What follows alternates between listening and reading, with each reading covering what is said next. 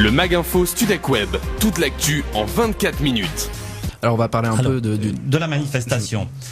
En ce qui concerne la manifestation du 22 novembre, ce n'est pas une manifestation de postiers, c'est une manifestation qui a été à l'initiative de ce qu'on appelle le Comité national pour la mobilisation contre la privatisation, pour un débat public et un référendum sur le service postal. Oui, vous appelez même les clients de la Poste à aussi manifester avec vous tout à à fait, vos côtés. Tout à fait. Donc on a à la fois les partis politiques, les associations qui seront le 22 novembre avec nous. Donc en fait, c'est une manifestation contre la privatisation des services publics en général ou au départ de la Poste, bien sûr, mais quand on voit ce qui se passe au niveau des services publics en règle générale, je pense aussi aux hôpitaux notamment, il faut faire quelque chose de façon urgente.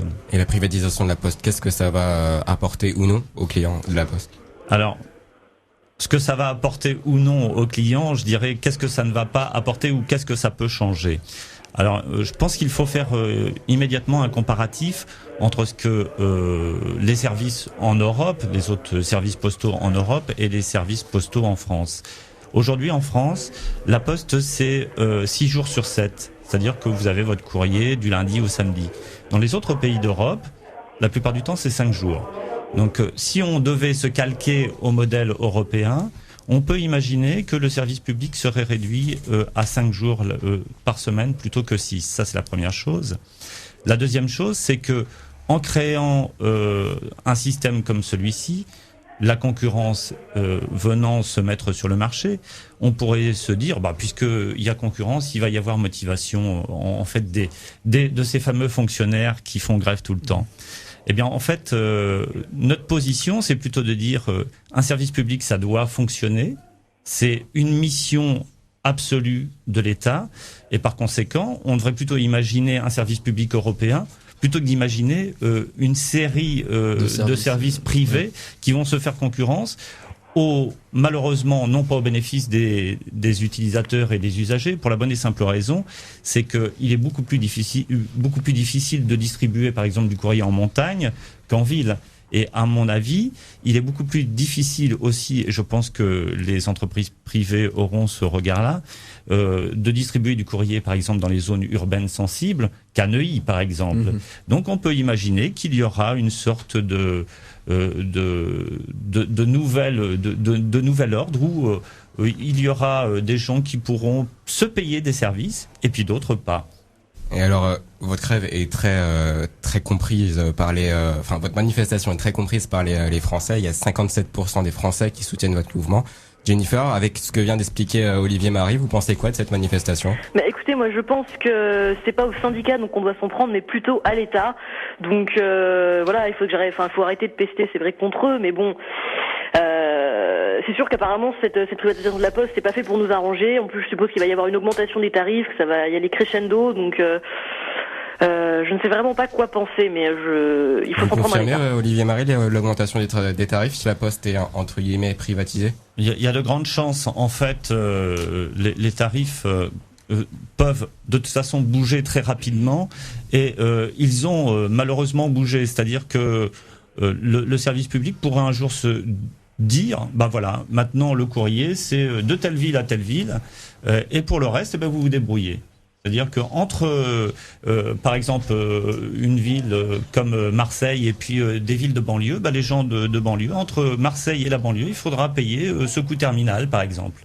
Et là, ce sera de toute façon un coût à supporter par l'ensemble de la population. Ouais, toujours les mêmes qui trinquent. En gros, c'est ça.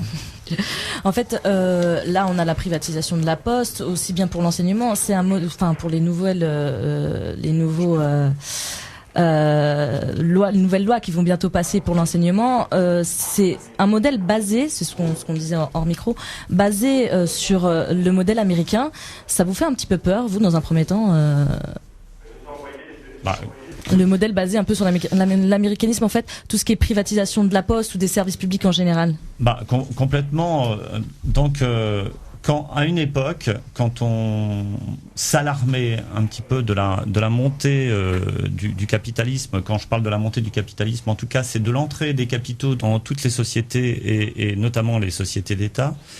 on criait, on disait attention, attention. À l'époque, on pouvait éventuellement passer pour des imbéciles. Aujourd'hui, je pense on passerait plutôt pour des prophètes. Quand on voit ce qui s'est passé, un géant comme Ford qui se trouve en situation absolument déplorable, c'est-à-dire qu'on ne sait pas ce que peut devenir une société comme Ford.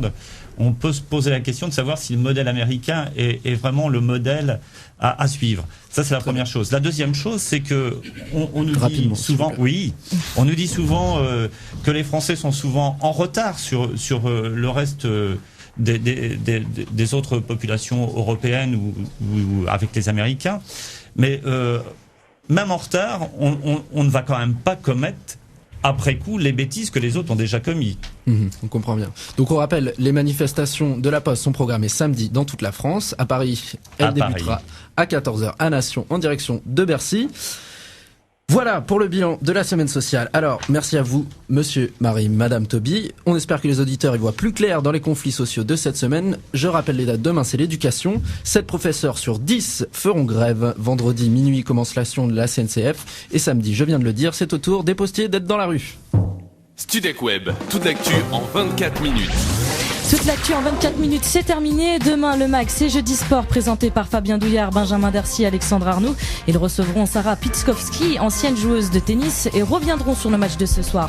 France-Uruguay avec Michel Hidalgo, ancien sélectionneur de l'équipe de France. Toute l'actu en 24 minutes revient la semaine prochaine avec aux commandes Marie-Angèle Thiwa, Pablo Mira et Hamid Roussi. Nous, on vous retrouve dans 15 jours. Prochain point complet avec l'actu 11h30 avec le journal présenté par Guillaume Clérand. Dans un instant, vous retrouvez Morgane et son équipe dans Rock'n'Roll. Très bonne matinée à tous sur Studec Web.